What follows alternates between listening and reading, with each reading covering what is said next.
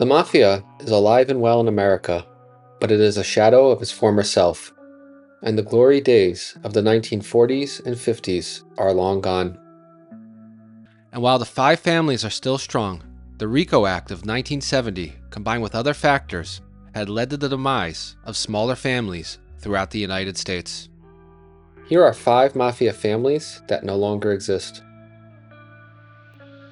The Lanza Family of San Francisco. California is the largest state in America by population, And San Francisco is one of its largest cities. and like most 20th century metropolitans, it had its own independent mafia family. The Lanza crime family carries the distinction of never having an American-born boss. The family was founded by Francesco Pareto, an Italian immigrant who came to the United States in 1905 with his wife and toddler son. Francesco would later become involved with New York's gangs and took on the alias name of Frank Lanza. San Francisco's citizens voted against Prohibition, and when the law took effect, many chose to ignore it. This period during the 1920s turned the Italian-American gangs into organized families that we now know as the National Crime Syndicate. At this time, many Italians from the East Coast came to the West Coast to set up operations and make small fortunes by providing a product that was highly in demand. At some point in the 1920s, Lanza moved his family to San Francisco, and they settled in the Little Italy section of North Beach. It's unclear of what exactly Lanza's activities or associations were before he arrived in California, but in his early San Francisco days, he was not at the top of the underworld. That distinction belonged to Jerry Ferry, one of the city's largest bootleggers. On April 28, 1928, Ferry was murdered in his apartment. His body was found riddled with bullets in the bathroom. The man behind his assassination was believed to be Alfredo Scariso, who was another major bootlegger. Scariso would not live to see 1929 though. On December 19th, his body was found dumped in the Fair Oaks section of town. The cause of death was multiple gunshot wounds. The power struggle had been described as a gang war, and it lasted for 4 years. The final murder of this period happened in 1932, when Luigi Malvisi, that year's king of the bootleggers, was gunned down by 3 men with machine guns as he sat in a parked car. From this point, Frank Lanza became the new boss of San Francisco, and the killing stopped. In 1933, Prohibition was repealed, and the Mafia's most lucrative racket ended. Most Italian gangsters returned to the East Coast, leaving Lanza with a small crime family that was between 20 and 25 made men. The Lanza family needed to find new ways to make up for the lost revenue, and they diversified into loan sharking, gun running, prostitution, gambling, and narcotics. Frank Lanza died on June 14, 1937, from aplastic anemia, a disease that could be treated with blood transfusions. This gives him the distinction of being the only boss from the gang war era who died because the blood stayed in his body. The family kept a real low profile in the 1940s, with Anthony Lima as the boss and Michael Abadi as his second-in-command. In 1953, Lima lost his power when he was sent to prison for grand theft, and his underboss took over. Former boss Frank Lanza's son, Jimmy the Hat, was promoted to the number 2 position. Jimmy the Hat Lanza was identified by police as being at the disastrous 1957 Appalachian Mafia Conference, though he was not arrested and seems to have escaped by running through the woods. In 1961, Boss Abadi was deported back to Italy because of his criminal activities, and Jimmy the Hat now occupied the position his father held 24 years earlier. He would be the last boss of the family. 2 years later, in 1963, Joe Valachi would become the first made Mafia member to become a state's witness. His testimony shocked both the nation and the underworld, and it made Jimmy the Hat Lanza paranoid. One of the rules that Cosa Nostra put in place following the Castellammarese War was that the families needed to remain fixed in their sizes. The only way for positions to open for new members was for old ones to die. But in San Francisco, where there already was a low pool of candidates to refill the ranks since members needed to be fully Italian, Lanza was not finding many men that met his standards. When Valachi joined the Mafia, It was because the Maranzano faction during the Castellamrise War needed new street soldiers to replace dead ones. And there was little vetting that took place.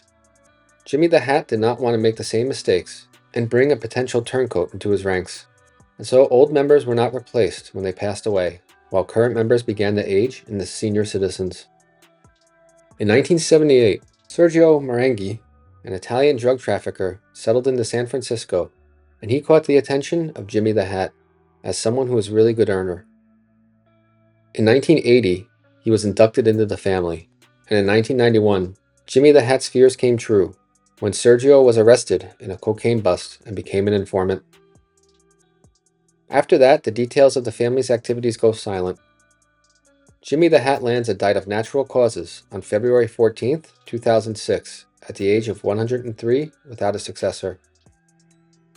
In 2022, Sergio Maranghi, who was no longer active in the mafia because of his rat status, also died of natural causes, making him the last known member of his family to pass away. San Francisco was not the only place in California with a mafia presence. San Jose had its own family until the 2000s, and the Detroit Partnership also had a crew in San Diego, which is now defunct. We aren't fully sure if the Italian Mafia is still operating in America's second largest city. They did have a thriving family that hosted Bugsy Siegel as he built Las Vegas under the leadership of Jack Dragna. After Dragna's death, they declined, and in the late 1970s, they suffered a major blow when boss Jimmy Fratiano became the first mafia leader to become a state's witness. It is known that the remnants of that family tried to carry on. In the 1990s, there was estimated to be 20 official members, but 30 years later, their current status is unknown, as law enforcement in Southern California is now more preoccupied with the Mexican drug cartels.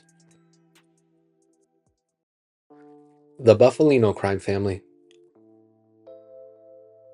When we think of the mafia in Pennsylvania, our minds immediately go to Philadelphia. But in the small town of Pittston, in the northeastern part of the state, there was once a crime family there with a very powerful boss named Russell Bufalino. His character in Martin Scorsese's 2019 film, The Irishman, was played by Joe Pesci, for which he was nominated for an Academy Award. With a current population of just 7,000, Pittston is the halfway point between the cities of Wilkes-Barre and Scranton. The family formed in the early 20th century, and within a few decades, its fortunes greatly grew. They were active in the numbers racket, loan sharking, gambling, and bootlegging. But unlike other families during Prohibition, alcohol was not their biggest moneymaker. Instead, it was labor racketeering, thanks to all the coal mining that once existed in the area. Corruption was one of their favorite tools, and in the 1930s, then boss Santo Volpe got himself a seat on Pennsylvania State Coal Commission, which gave him enormous influence on the companies operating within his turf. From here, members of the family gradually took over the companies and the unions. Volpe had ruled over his family since 1908, and in 1933, he decided to step down and retire. His successor was John Ciandra, who was also a partner in the Knox Coal Company. With an estimated 30 to 40 made men, they controlled a large portion of Pennsylvania, along with New York's Southern Tier region. Ciandra's rule had a 16-year run until he died of natural causes in 1949. He was then succeeded by his cousin-in-law, Russell Bufalino, for whom the family is named after. Born Rosario Alfredo Bufalino in 1903, the future boss might have been a Sicilian by birth, but he did not seem to come from a mafia-connected family. His father settled in Pittston and found work as a coal miner just before his birth, and when Bufalino was just 2 months old, his mother took him and the rest of the family across the ocean to join Dad. Sadly, his father was killed in a mining accident a few years later, and the family packed up and returned to Sicily. He returned to the United States in 1906 and then went back to Sicily in 1910 after his mother passed away. 4 years later, he crossed the ocean again, this time settling in Buffalo, New York. With both of his parents dead, he became a juvenile delinquent in his teenage years and became familiar with the people who'd eventually lead the Buffalo crime family. He would have an especially close relationship with John Montana, who was consigliere to Stefano Magaddino and also tried to run for Congress in the 1930s. Bufalino also became close with Buffalo family captain Joe Barbara during the 1920s, and the two were involved in bootlegging together. In 1928, he married Carolyn Ciandra, who came from a family that was heavily involved with the Mafia. It's not fully clear of when he exactly became an official made man, but following the end of the Castellammarese War, when the Mafia's organized crime became more organized, he was part of the independent Pitson family. Bufalino was known as the Quiet Don, who tried to stay low-key and always keep his cool. His reputation and his relationships allowed him to have influence over the underworld as a mediator between different factions. But despite all of his influence, he was never given a seat on the commission. He is also said to have made deals and mediated disputes with criminal organizations that were not part of the Mafia, such as biker gangs. As the 20th century progressed, coal mining as an industry in eastern Pennsylvania was declining, and Bufalino diversified the family's labor racketeering into the garment industry. He is said to have owned 7 garment factories and also infiltrated into New York City's businesses after the 5 families gave him permission. In 1957, following the murder of Albert Anastasia and the rise of Vito Genovese, there was a feeling in the underworld that the Mafia was starting to become unstable. Bufalino called for a meeting of all the heads of all the families to be held at Buffalo Captain Joe Barbara's 50-acre estate in rural New York so the current state of affairs could be sorted out and agreed on. Unfortunately, for the approximately 100 men at this meeting, it was going to be broken up because of an intrepid state trooper named Edgar Croswell. The year before, Croswell had pulled over a car leaving Barbara's estate that was being driven by Carmine Galante.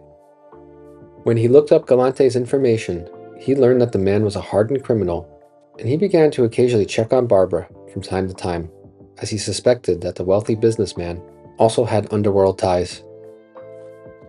In the days leading up to the meeting, Croswell learned that Barbara had purchased a large quantity of meat from a local butcher, and that the Mafia captain's son had reserved a lot of rooms in local hotels. While none of this was illegal, it made Croswell suspicious, and on the day of the meeting, he took notes on the license plates of cars entering town to go to Barbara's estate. When it turned out that the majority of these vehicles were registered to known criminals, law enforcement descended on the meeting. Most attendees fled on foot, while others were arrested and booked. This event brought the American Mafia out of the shadows and into the public light. While Cosa Nostra would remain powerful for another 30 years, the Appalachian meeting caused damage that could never be reversed. Bufalino appeared to have emerged undamaged from this raid, but Joe Barbara would never be the same. Barbara had legitimate businesses, and one of those was a bottling plant, where the company Canadian Dry canceled their contract with him following his arrest and publicity. In 1959, he died of a heart attack because of all the stress he was facing. Russell Bufalino ruled over his family without any problems until the 1970s. An interesting story about him is that during the production of the film The Godfather, singer Al Martino had the role of Johnny Fontaine taken away from him and given to Vic Damone. Martino's real godfather was Bufalino, and he went to him for help. Bufalino used his connections to get several news articles printed that said Francis Ford Coppola had made a mistake with his casting because the producers promised the role to Martino. When Vic Damone learned that one of the most powerful mobsters in the country did not want him taking this role in the movie, he resigned from the project, and the role reverted back to Al Martino. In 1977, Bufalino was indicted on charges of extortion after Jack Napoli, who was in witness protection, testified that Bufalino threatened to kill him over $25,000 that he owed to a New York jeweler. The following year, Bufalino was convicted and served 3 years of a 4-year sentence. After his release, Bufalino learned that Napoli was in California, and he contracted Jimmy Fratiano to kill him as revenge. But Fratiano was working with the government and informed the FBI of this request. For this, Bufalino was sentenced to another 10 years in prison. He was released in 1989 and passed away from natural causes in 1994. During the last years of his life, Bufalino was grooming his former driver, William Big Billy D'Ea, to be his successor. Big Billy joined the family in the late 1960s and rose through the ranks as older members either died or were arrested during the Mafia crackdown of the 1980s. While he was very efficient at running the family's rackets, he was less successful in bringing in new members.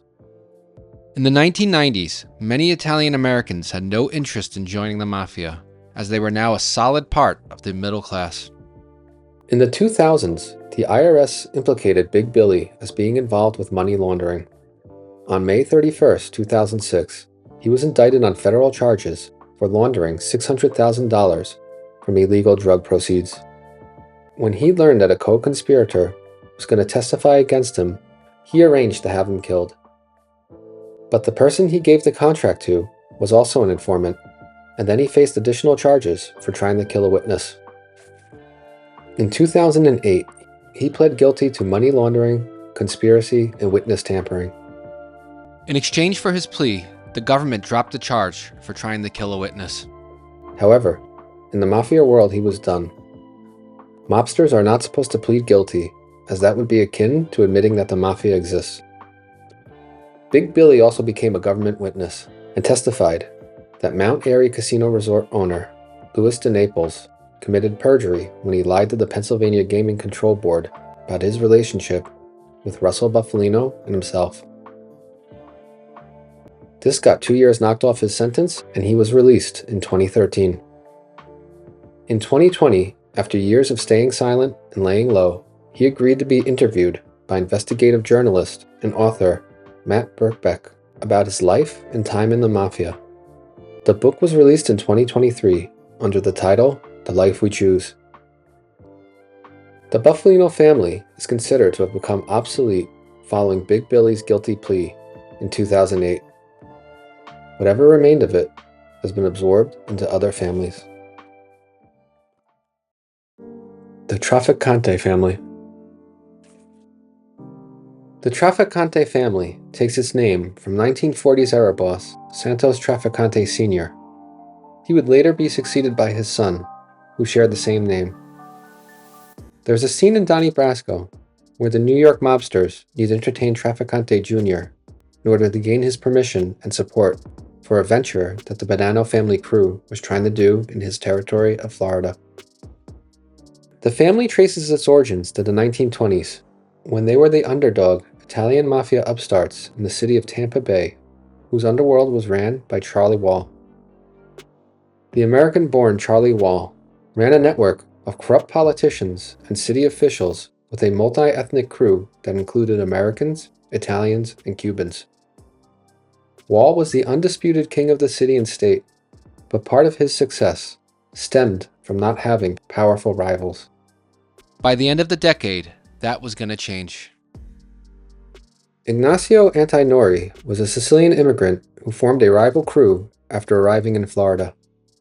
Like most mobsters, he was engaged in prohibition activities like smuggling alcohol, but he soon diversified into something that he could continue after Prohibition's repeal in 1933: heroin trafficking. Meanwhile, Santo Trafficante Sr., born in 1886, also had his own independent crew and bootlegging operation. Both bosses were beneath Charlie Wall's rule, and in the 1930s, they decided to merge their groups together so that they could be stronger against Wall's organization. Antinori became the boss, while Trafficante was named his number two. Around 1933, a war that would last a decade broke out between the two groups, which became known as the Era of Blood. Each side would ambush and pick off the individual members of their rival crews. The fighting climaxed on October 23, 1940, when Antinori was shot and killed in a cafe while he was with a female companion. The common story is that he was killed by two members of the Chicago outfit for revenge after stiffing them on a drug deal. It is known that Charlie Wall was out of town when the hit happened, supposedly laying low after a failed assassination attempt on his life. But there is the possibility that Wall organized the hit while staying out of harm's way. It's also possible that he might have been killed because of a conspiracy by his underboss, Santo Trafficante Sr., as the man ended up succeeding his murdered boss and benefited the most from his death.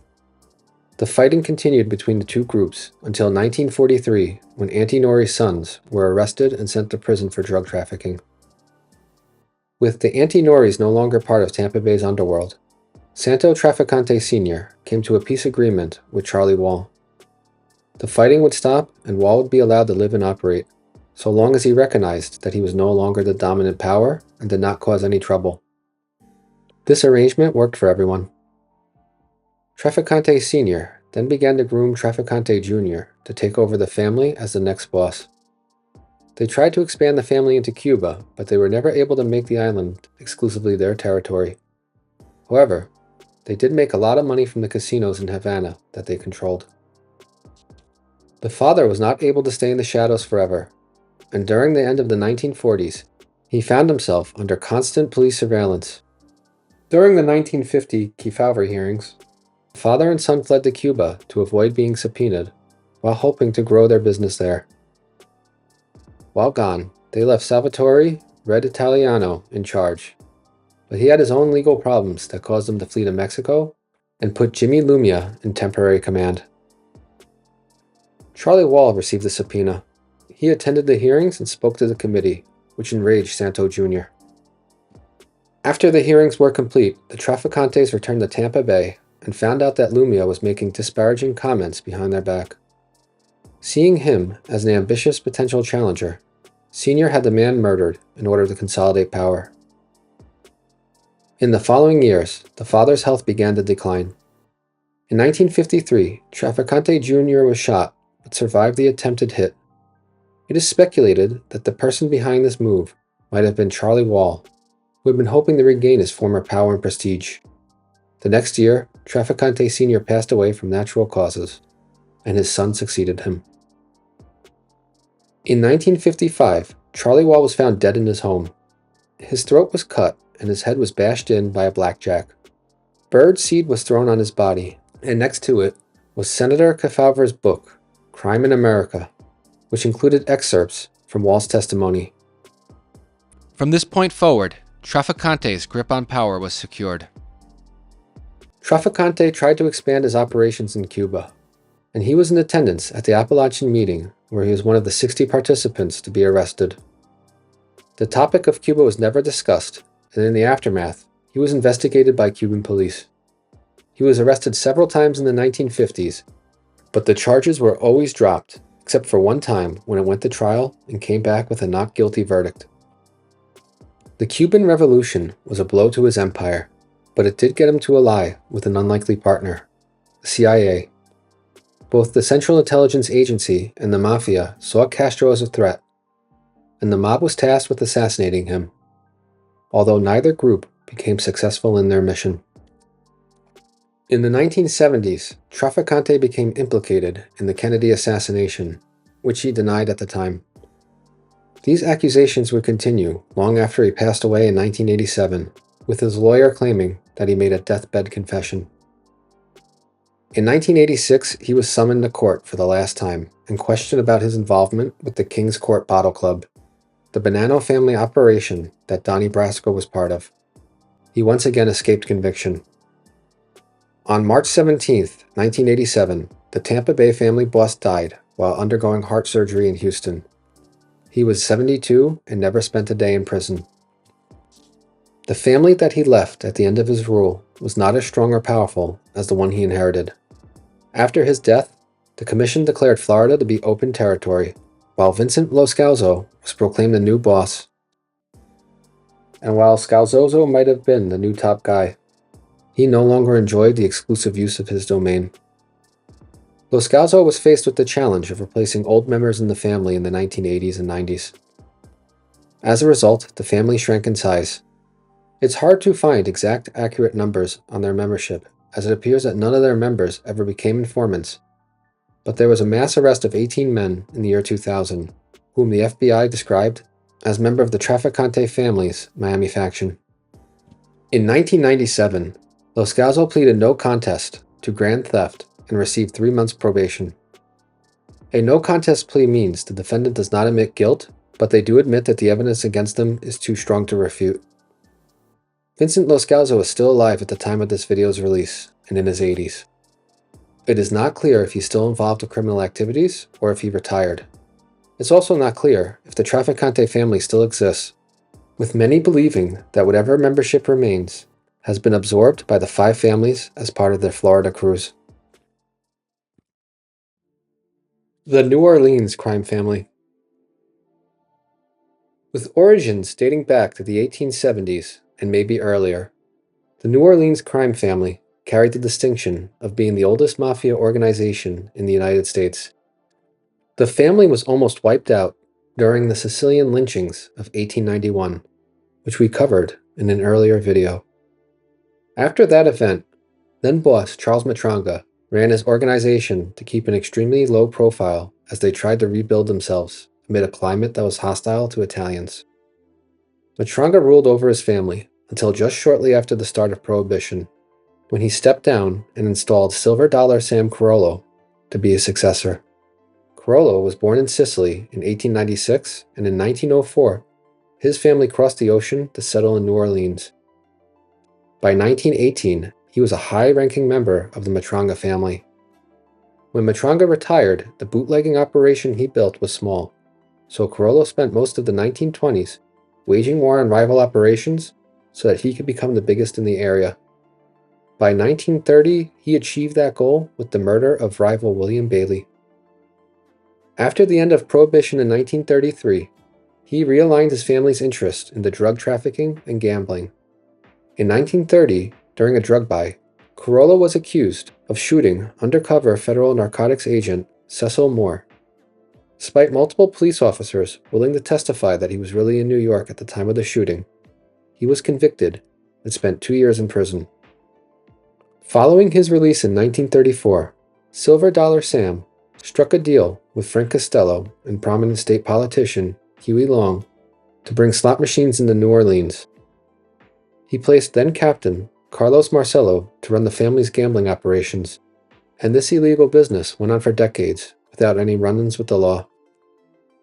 In 1938, he was arrested on a narcotics charge and sentenced to 2 years in prison. Upon his release in 1940, the government tried to have him deported. When the United States entered World War II, those proceedings were put on hold, and Carollo continued to run his family. He almost became a U.S. citizen when Louisiana Democrat Congressman James Morrison tried to get a bill passed that would have made him one. But those efforts were picked up by the press and exposed. Once the public became aware, the bill was dropped, and in 1947, Silver Dollar Sam was on his way back to Italy.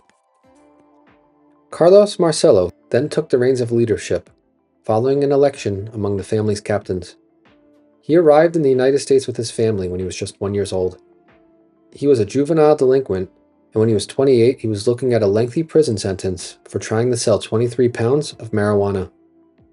But he only served 10 months, thanks to a deal that the Mafia made with then-Governor Huey Long. The exact size and strength of the family is said to have varied over time, but during the 1950s, it's believed that Marcello and Meyer Lansky entered a business arrangement where Lansky would consult the family on their gambling operations, while Marcello would receive a cut from the skim of the Las Vegas casinos in exchange for providing manpower to Lansky in Florida on an as-needed basis. In 1950, Marcello was subpoenaed and appeared before the Kefauver Committee, where he pled the Fifth 152 times. He was then labeled one of the most dangerous criminals in America. In 1960, when the Kennedy administration came to power and younger brother Bobby was appointed Attorney General, the Mafia and organized crime became a priority for the Justice Department, and Carlos Marcello was a prime target. Despite being in the United States since he was an infant, Carlos Marcello was still not a citizen by the time the 1960s arrived. It's rumored that he skipped the 1957 Appalachian meeting because of his questionable immigration status, which made him reluctant to leave Louisiana, where he enjoyed immense protection from the state government thanks to corrupt politicians. In 1961, on what he thought was just a routine visit to immigration authorities, he was taken into custody by the Justice Department and deported to Guatemala, the country that he falsely claimed to be his birthplace. After a 2-month adventure that nearly killed him, he returned to New Orleans, hired an immigration attorney, and successfully fought the government's efforts to kick him out again. In 1963, he was charged with trying to defraud the government by purchasing a false Guatemalan birth certificate. A jury acquitted him that November. The following year, he was put on trial again, this time for bribing a juror and trying to have a government witness killed. He was acquitted again after the witness refused to testify against the boss of New Orleans. In 1966, he faced a different type of trial when he was summoned to New York City in order to defend himself against charges brought up by the Mafia's commission, with Carlo Gambino serving as the judge and chairman. The commission ended up siding with Marcello, and once the business was concluded, the meeting was raided by the police and the participants were arrested for consorting with known criminals. Marcello was released on bail, and when he returned to the New Orleans airport, he found FBI agents and reporters waiting for him. He declared to the press that he was the boss here, and then he punched one of the FBI agents in the face to prove his point. That stunt got him arrested and convicted to a 2-year prison term. He was out in 6 months. In the aftermath of the disastrous 1957 Appalachian Conference, along with the accusations that Albert Anastasia and Frank Scalise were selling memberships into their family, the commission put a pause on new members being inducted into Cosa Nostra. Like other families, the membership of New Orleans aged out and died. But there were plenty of associates, and despite not being official members, many had integral roles in the organization, which practically made them made men. Carlos Marcello was a larger-than-life figure, and despite being in charge of a relatively small family that may have had only 20 official members, he had a lot of political connections that were a valuable currency to trade in negotiations and alliances with other families and criminal organizations. In the 1970s, he entered into a partnership with the Dixie Mafia, allowing them to operate in New Orleans in exchange for a cut of their profits and their assistance to perform hits when needed. In 1978, the House Select Committee on Assassinations said that they believed it was possible that Lee Harvey Oswald and Jack Ruby might have had connections to the New Orleans crime family, and thus Carlos Marcello was implicated in the murder of the former president. No charges were ever brought, however. The theory that the Mafia killed Kennedy goes like this. During the 1960 election, Kennedy's father, Joe, a prominent businessman, had connections to the Mafia dating back to Prohibition, and he used those connections to help his son get elected. The election that year was closer than most people remember, and the winner was decided by Illinois, specifically Chicago, where it's claimed that the Chicago outfit orchestrated voter fraud to secure the Democrats' victory. In exchange, they were promised that Cuba would be invaded and the communist government would be deposed. Plus, the federal investigations into organized crime would cease. But the new president must have been unaware of this arrangement, if it existed, and he appointed his younger brother Bobby to become the Attorney General and unleashed him to take on the mob. The Mafia felt betrayed and arranged for the president to be killed, so that a new administration would come in, back off their activities, and fire Bobby Kennedy. While these results did happen, this is just one of the many theories regarding the conspiracy surrounding the 1963 assassination. In the end, Marcello's greatest asset, his political connections, was what brought him down. Secret FBI recordings captured Marcello and 4 other men who once served in government, involved in a bribery conspiracy to get multi-million-dollar Louisiana state contracts awarded to them. In 1982, he was found guilty of conspiracy, racketeering, and mail and wire fraud, which resulted in a sentence of 7 years in a federal prison. With his health failing and isolation in prison preventing him from running his family's day-to-day operations, leadership passed to his younger brother Joe. But Joe was nowhere close to his older brother in terms of being capable for the role. He was accused of being disinterested, aloof, and more focused on his legitimate businesses instead.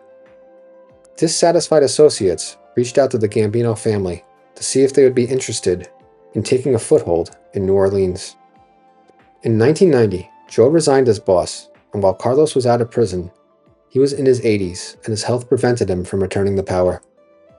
The remaining family members elected Anthony Carollo, son of Silver Dollar Sam, to become the next boss. Anthony Carollo might have been the last one as well. His underboss was Frank Gagliano, and Gagliano owned a restaurant called Frank's Deli, where the members would regularly meet to discuss business. In 1993, the FBI bugged the restaurant and caught the members discussing illegal activities. In 1994, during Operation Hard Crust, the FBI arrested 16 members of the Marcello, Gambino, and Genovese families based on the recordings. Carollo and Gagliano were sentenced to 3 years in prison. During the second half of the 90s, the family seemed to fall apart, with members becoming more interested in their lucrative, legitimate businesses while wanting to avoid the risks of illegal activities.